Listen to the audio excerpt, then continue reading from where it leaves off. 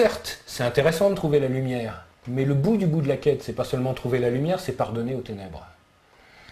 Parce que si vous trouvez la lumière, vous êtes dans la lumière, et que les ténèbres, on dit, bah non, c'est sale, j'y touche pas.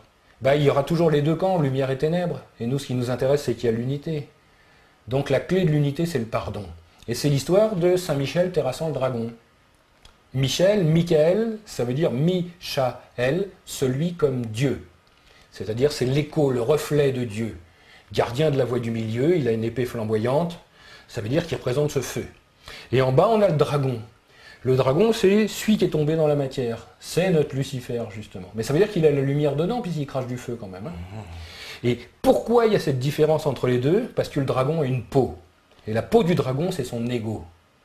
Et que propose Saint Michel, finalement? Il propose de percer la peau du dragon. Et le dragon, il a deux possibilités. La première, il accepte. Ça veut dire que, il ouvre son ego, et le feu qui est à l'intérieur rejoint le feu d'en haut, les deux feux se réunissent, et la création est terminée. Et le dragon est sauvé, parce que c'est le but quand même. Hein.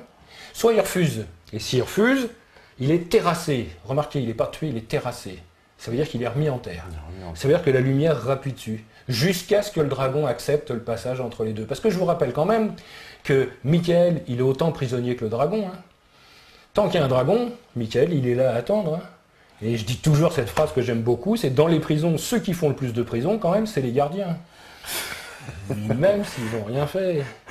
Donc, il n'a qu'une envie, c'est qu'il soit libre. Et on ne peut avoir qu'une seule envie, c'est de tendre la main aux ténèbres, et que finalement, elles comprennent, elles se laissent pénétrer par la lumière, qu'elles pardonnent. Pardonner, c'est donner une part.